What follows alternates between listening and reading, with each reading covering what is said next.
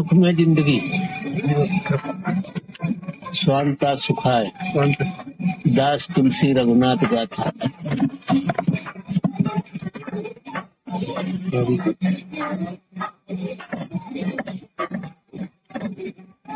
बाबा भी आप बोलने के लिए फरमा रहे थे,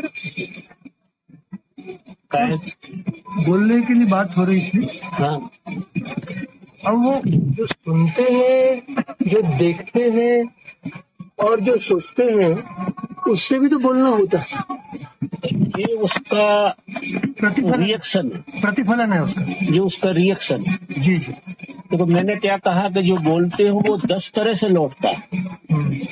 फिर देखने से लौटेगा, सुनने से लौटेगा, छूने से लौटेगा, सोचने से लौटेगा, इम्प्रेशन से लौटेगा, किसी की मौजूदगी से लौटेगा, मौजूदगी से भी लौटेगा। क्योंकि इस जगत का एक नियम है, बड़ा गहरा नियम है जो हम समझ नहीं पा रहे जी। इस जगत में आप जो भी डालोगे वो अनंत गुना होकर लौटता है। अब आप क्या डाल रहे हैं ये आपको समझना। आपकी हर एक्टिविटी, जो भी एक्टिविटीज आप कर रहे हैं वो 10 गुनी होकर लौटती है। भले वो भाव भर रहे हैं या कुछ भी भाव में है तो 10 गुनी होकर लौटेगी। क्योंकि प्रकृति हर चीज को कम से कम 10 गुनी करके तुम्हें देता है। फिर भक्ति तुम्हारे भीतर घट रही है, वो भी 10 गुनी होकर लौट रही है। फिर ध्यान तुम कर रहे हो, वो भी प्रकृति 10 गुना होकर लौटाती। तुम गालियां दे रहे हो, वो भी 10 गुनी होकर लौटेगी। तुम किसी के प्रति गलत सोच रहे हो तो वो 10 गुना होकर तुम्हें गलत सिद्ध करेगा। तुम एक आदमी को सिद्ध करने की कोशिश करोगे कि गलत है, प्रकृति तुम्हें 10 बार सिद्ध करेगी कि तुम गलत। ये जगत का नियम। इसलिए व्यक्ति को इस जीवन में बहुत जाग के और समझ के जीना चाहिए। क्योंकि तुम एक कल्प वृक्ष हो, तुम्हें परमात्मा ने कल्प वृक्ष की तरह बनाया, और कल्प वृक्ष में जो भी भाव तुम डालोगे वे 10 गुने होगी। ऐसे मानिए। तो उस हिसाब से आपका सोचना, चलना, आचार व्यवहार की जो बातचीत है ना, वो इसलिए कही जाती है कि आप उसमें आपका नुकसान करते हैं, बहुत ज्यादा नुकसान करते हैं। और जब एक उम्र हो जाती है और वो इतना ज्यादा नुकसान में जैसे आदमी दिवाली हो जाता है, ऐसे हो जाते हैं, तो फिर वो बिल्कुल गैप नहीं रहता। वो चीजें, इसका हिसाब तो हमें चुकाना ही पड़ेगा। बिल्कुल। और फिर हम दोष दूसरों को दे, चीखें, चिल्लाएं तो कुछ नहीं होगा। कुछ नहीं। तो किसी के चिल्लाने से और चीखने से कुछ नहीं। वो जो चिल्लाओगे, चीखोगे, वो 10 गुना होते आए। यहाँ तो हर चीज बढ़ रही है। जैसे आप दुखी हैं तो भूल के भी आपके दुख को किसी से मत कहना। जो कि हम बड़े अच्छे तरीके से हमारे दुख को किसी को एक्सप्रेस करते हैं कि हमारी ये समस्या, हमारा ये दुख, आपने जैसे ही कहा वो 10 गुना होगा लौटा। नहीं वो इसमें तो कई बार रेचन भी हो जाता। नहीं, रेचन है कुछ नहीं। उससे कुछ कहा, हाँ, वो रेचन नहीं है, वो टाइम बीइंग की तुम्हारी वो हो गई रिलीफ। अच्छा। लेकिन वो बीज बोया आपने, अच्छा, और वो 10 गुना होकर लौटा। यहाँ रेचन हर चीज का कहाँ होगा? तुम्हारी चीज तुम पे आकर ले होगी जब रेचन होगा। कोई भी चीज प्रतिक्रमण जिसे कहते हैं, वो प्रत्याहार जिसे कहते हैं। प्रत्याहार का मतलब ये है कि जो भी हमने डाला है अब वही लौटेगा हम पे। तो जब वो लौटे तो उसे अच्छे से पचाओ, उसका रिएक्शन मत करो। तो अभी आपने जो डाला है वही लौट रहा है आप पे, तो उसमें से एक चीज के प्रति भी रिएक्शन नहीं होना। उसको पचाने का नाम प्रत्याहार है। और जितना प्रत्याहार में व्यक्ति जिएगा उतना रिच होगा। क्योंकि कहीं गहरे में जो बुरा नहीं था बाहर चले गए, लेकिन बाहर ही चले जा रहे हैं वो गलत है। और बाहर से जब तुम लौटो तो तुम ईंधन की तरह, बिल्कुल तुम हवन कुंड की तरह हो जाओ और सब चीजें ईंधन की तरह तुम्हें काम में आए। चाहे फिर कोई गाली दे रहा है। अगर कोई गाली दे रहा है तो वो तुम्हारा ईंधन होना चाहिए। यानी अवेयरनेस में आपका बहुत बचाने का मतलब, हवन कुंड का मतलब है आप पूरे के पूरे जागे हुए हैं और स्पेस है आपके पास चीजों को झेलने का। ये बड़ी, इसलिए तो जीवन एक तपस्या है। जीवन में कहीं किसी जगह तपस्या करने की जरूरत नहीं है, जहां खड़े हो वहां तपस्या है। लेकिन जो आ रहा है उसे पचाने की ताकत आनी चाहिए। तो प्रत्याहार हुआ, और बिना प्रत्याहार के कोई भी व्यक्ति की मुक्ति नहीं है। फिर प्रत्याहार करने के लिए जन्म लोगे, फिर प्रत्याहार करोगे, क्योंकि ये संस्कार जाते हैं।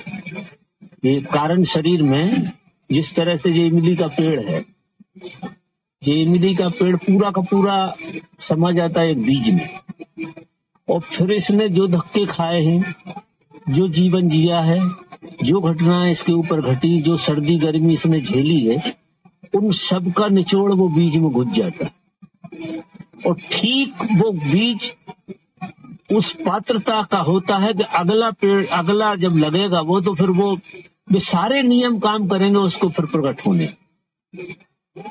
और वो प्रकट होगा तो प्रकृति उसे उसी ढंग से फिर उठाएगी, उसी ढंग से सहयोग करेगी और खड़ा कर देगी। तो ये आदमी भी जो है, ये जो मर जाता है, ये कारण शरीर में बंद हो जाता है। अब कुछ पीछे नहीं छूटता। जैसे हम कहते हैं कि पीछे छूट गया कि हमारा पूर्व जन्म, ये फालतू की बात। ये क्या होता है, जैसे इमली का जो कुछ भी था वो बीज में घुस गया, अब इमली में क्या छूट गया? इमली के लिए तो बीज खत्म हो गया पूरा का पूरा, वो सब बीज में आ गया। जो कुछ भी होना था वो पूरी इमली का एसेंस बीज में घुस गया। और वो बीज जब वृक्ष बनेगा तो जो चीजों, अब वो योग्यता हुई, एक पोटेंशियलिटी आ गई तुम्हारे अंदर, उसी के अनुकूल फिर तुम्हारा डेवलपमेंट, उसी के अनुसार वातावरण, वैसे ही फिर प्रकृति तुम्हें वातावरण देगी, वैसे ही। तो वो एक तरह का भाग कर्म सब मिला लो उसमें। अब फिर इस जगह तुम बैठे हो तो किस किस इंप्रेशन को जी रहे हो, क्योंकि इसको इमली के तो हाथ में कुछ नहीं है, ये तो खड़ी रहती है और सब अपने से होता है। लेकिन आदमी का दरवाजा खोलना और बंद करना प्रकृति ने हाथ में दिया, तो पूरे संस्कारों को आदमी बदल सकता है। इस चीज के लिए खोले, किसके लिए ना खोले, ये विवेक आदमी के पास है। क्या करना चाहिए, क्या नहीं करना चाहिए, ये वर्तमान में। क्योंकि जो पीछा हो गया वो तो भोग ही रहे होते, लेकिन अगले श्रृंखला जो है किसी तरह की न बन जाए, तो फिर ये जितने शास्त्र हैं वो इसलिए कहे गए कि अगर तुम शास्त्र के अनुसार थोड़े समझ के जियोगे, चलोगे, तो फिर तुम निर्जरा तुम्हारी होना शुरू हो जाए। तुम फेंकोगे नहीं, फिर तुम क्या करोगे कि सब चीजों को अपने में डालोगे, हजम करोगे। अगला कचरा इकट्ठा नहीं करेंगे, अगला नहीं करोगे, वो पुराना जलेगा। अगला अगर इकट्ठा ना करो तो पुराना अपने आप जलने लगता है, और फिर तुम्हारा बीज उस तरह का बनेगा, फिर जन्म होगा तुम्हारा। ऐसे हमारे लाखों जन्म हो चुके हैं, और हम फिर कारण शरीर में जाते हैं, फिर लौटते हैं, और जिस दिन जब पूरी निर्जरा हो जाती है, ठीक उस दिन तुम्हें ज्ञान जैसी कोई घटना घटती है, जिसे ज्ञान कहते। तो ये मान लो कि यहाँ बैठे यहाँ से शुरू करें, ये मत कहो कि अनंत जन्मों की श्रृंखला, लेकिन इसे शुरू अभी से किया जा सकता। आज से तो हम अच्छे से जी सकते, समझ से जी सकते, बोध से जी सकते। आज तो बोध हमारे हाथ में है ना, वर्तमान तो हमेशा ही आपके हाथ में। तो जो भी टर्निंग पॉइंट है वो जहाँ खड़े हो वहीं से, उसे तुम कल को मत रोना। अगर कुछ हो सकता है तो यहाँ खड़े यहाँ से होगा। जो निर्णय लेना अभी लो, अभी तुम ले सकते हो। जैसे अभी आपको निर्णय लेना नदी पे जाने का, तो जा सकते हो ना, और किचन में जाने का जा सकते हो। अब तुम 15 मिनट पहले की बात को सोच के कुछ नहीं कर सकते, 15 मिनट पीछे तो नहीं जा सकते, न 15 मिनट आगे जा सकते। अभी कोई घटना घटेगी तो अभी घटेगी ना। चाहो तो नदी पे चले जाओ उठ के, और चाहो तो किचन में चले जाओ। तो वर्तमान हमेशा हमारे हाथ में होता है। मजा देखिए, हमारे हाथ में वर्तमान हमेशा होता है, और इस वर्तमान का सदुपयोग कैसा करना चाहिए वो पूरी पात्रता है आपकी। लेकिन अगर आप वर्तमान को अतीत के साथ जिएंगे तो आप कुछ नहीं कर रहे, वो अतीत ही कर रहे हैं। और अतीत अगर कर रहा है तो पुरुषार्थ पैदा नहीं हो रहा। अगर अतीत के धक्के से आप चल रहे हैं तो आपके जीवन में पुरुषार्थ नहीं है, फिर आपका जीवन की ग्रोथ नहीं हो रही, फिर वो कचरा आपको धक्का, संटिंग में चल रहा है। अधिकतर लोग संटिंग में चलते हैं। और वर्तमान में जो आदमी है हमेशा अपने हिसाब से जीता है, वो अतीत इतना ताकतवर नहीं है कि आपको चलाए, फिर आप चलेंगे और वो पीछे पीछे चलेगा और आप आगे आगे चलेंगे। वो धीरे धीरे रास्ता बनाएगा आप में गलने का। वो आपको धक्का नहीं मार सकता जैसे हवा धक्का मारती ना, क्योंकि जो आदमी मजबूती से खड़ा है उसे हवा का धक्का नहीं लगता। जो मजबूती से खड़े ही नहीं है जो पेड़, उनमें हवा हिला देती है, उनको नीचे झुका देती है। जो मजबूती से खड़े उनका हवा कुछ नहीं बिगाड़ती। तो जागरूकता से जीना, मजबूती से खड़ा हो और इतना मजबूती से खड़ा होकर वर्तमान को जीना चाहिए। तो वर्तमान हमेशा हाथ में, ये सब फालतू की बात है। तो वर्तमान हाथ में नहीं होता तो रोटी कैसे खा लेते? वर्तमान में ही खाते हो ना। और खाते वक्त भी वर्तमान में रहते नहीं ना। बिल्कुल रहना चाहिए। वर्तमान में हमेशा ही रहना चाहिए। असली में तुम बिना वर्तमान के तो तुमसे कुछ होता नहीं है, तुम होते तो वर्तमान में ही हो, लेकिन वर्तमान में तुम सपना देखते हो। सपना इसलिए देखते हो कि तुम्हारे वर्तमान पर तुम्हारा अतीत इतना हावी होता है कि तुम्हारा वर्तमान का एहसास ही तुम्हें नहीं होता, तुम्हें अतीत का ही एहसास होता है। ये समस्या है। या भविष्य का वो अतीत ही भविष्य बनता, प्रोजेक्ट होता। अतीत ही भविष्य में जाता। भविष्य जैसी तो कोई घटना है ही नहीं अस्तित्व में। वो अतीत कल्पना करके भविष्य पैदा करता है। और ये दोनों ही पार्टों में हम बीच में, दोनों भ्रमों के बीच में हिचकोले खाते रहते। तो हिचकोले खाने में हमें वर्तमान का मजा नहीं आता, तो वर्तमान में हम ठहरे नहीं, हिचकोले ही खाते रहते। कभी हमें वर्तमान अतीत खींचता रहता है पीछे की तरफ, और कभी भविष्य जो है कल्पना में उड़ाता रहता, ऐसा रहता है। तो समुद्र की लहर ऐसी होती रहती है। वो है लहर, वर्तमान में ही हो रहा सब कुछ, लेकिन वो गति उसमें ऐसी है कि ऊपर नीचे होती रहती है, उसमें ठहराव नहीं है। इसलिए दुखी भी है, इसीलिए हम आनंद नहीं ले पाते ना। हाँ, इसीलिए दुख का एहसास बना रहे, भारी एहसास बना रहे। इसलिए ओशो ने तो जीवन को इतने क्षण जीने की बात कही कि बिल्कुल जहाँ खड़े हो वहीं जिए। और यहाँ खड़े हो तुम वर्तमान में ही हो, ऐसा नहीं है। सिर्फ तुम्हें उसका रियलाइजेशन नहीं आ रहा, और रियलाइजेशन इसलिए नहीं आ रहा कि तुम सपने में खड़े हो, जागे हुए नहीं। जाग जाओ तो तुम हो वर्तमान में, और जागोगे तो सपना नहीं होगा, तुम होगे। अगर तुम जागे हुए खड़े, तुम पे सपना हावी नहीं है, तुम्हारी कोई कल्पना तुम पे हावी नहीं है, बस तुम हो। और तुम्हारा होना इतना मजेदार है, इतना रसपूर्ण है तुम्हारा होना, कि ये जो कल्पना रसों की करते रहते हो, ये शब्दों कोड़ी, तुम्हारा होना ही बहुत अद्भुत घटना। लेकिन वो होने का पता लग नहीं पाता, और वो चार सिनी चढ़ी रहती है उसकी, अतीत की, भविष्य की। वो चार सिनी से हकीकत और मजा ये है कि खड़े वही हो। कभी रियलाइज करोगे तुम वर्तमान के बाहर कभी जा ही नहीं सकते। कोई जा सकता है क्या वर्तमान के बाहर? जीवन होता ही नहीं है वर्तमान के बाहर, जीवन हमेशा वर्तमान में है। केवल हम कल्पनाओं में खो देते हैं, बस कल्पनाओं में, उस वर्तमान का एहसास नहीं है। और दूसरी चीजें, और जिस चीज का एहसास होता है उसके परिणाम होते। तो जिस चीज का तुम एहसास कर रहे हो, जैसे तुम यहाँ बैठे और किसी भी चीज का एहसास करने लगो अभी हाल, तो तुम्हें यहाँ का मजा नहीं आएगा। भले ही नदी पे बैठे हो, तुम कसक खाने लगोगे कहीं किसी कल्पना में, हिलोरे मारने लगोगे उल्टी सीधी, और नदी पे बैठे हुए और नदी से अछूते रहोगे, तो कल्पना में खो जाओगे। तो हम हमेशा ही पता नहीं कहाँ होते हैं। जीवन का बड़ा दुर्भाग्य है कि जीवन हमेशा, पूरा जीवन सपना बन गया, हमेशा सपने में होता।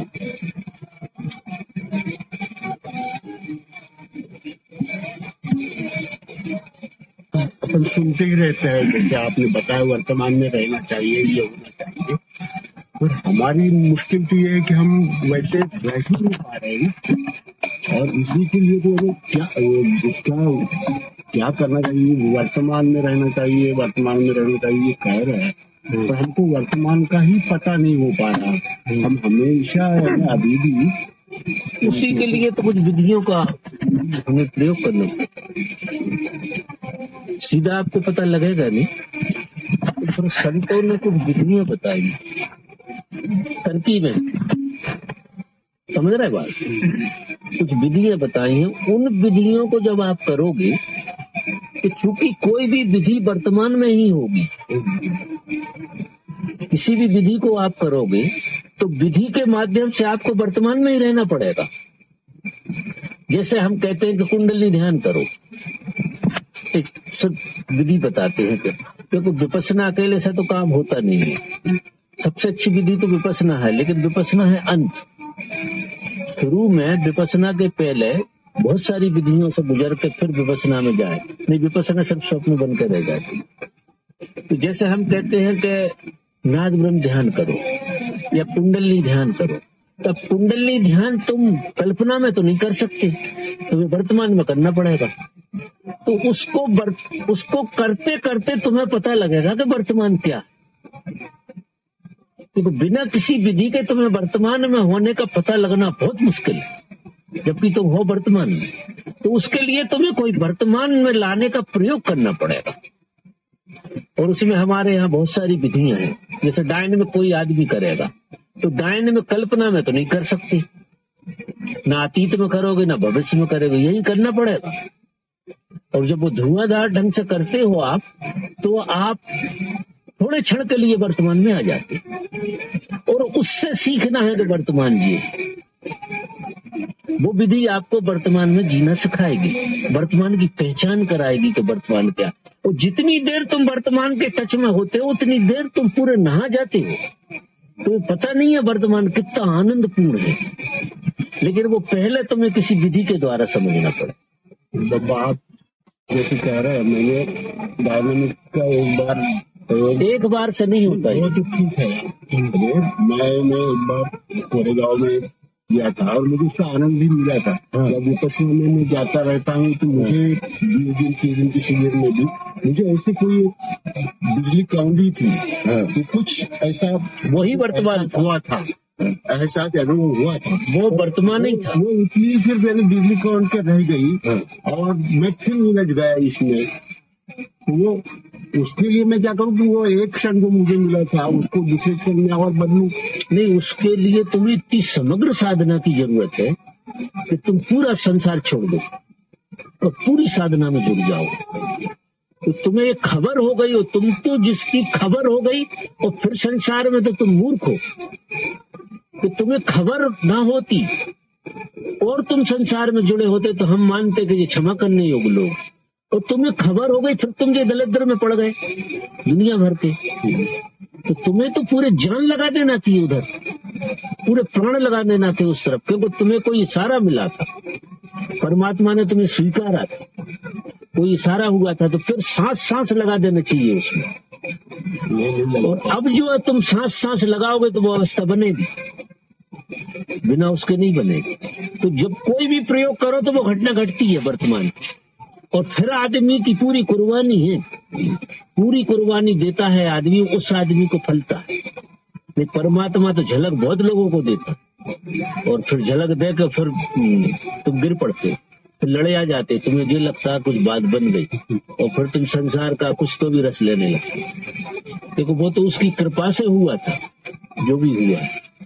लेकिन अगर तुम पूरी समग्रता से जुड़ जाओ तो तुम उस अवस्था में पहुंच सकते हो। उसकी खबर जरूर हुई है, लेकिन तुम्हारी एक सांस बेहोशी में न जा रही है, इतने प्राण लगाना पड़े उसमें। तुम्हारा चलना, उठना, बैठना, सारा का सारा जीवन साधना मय हो जाए। और अब तो जो उम्र है, अब कब होगा अगर अब नहीं हो रहा।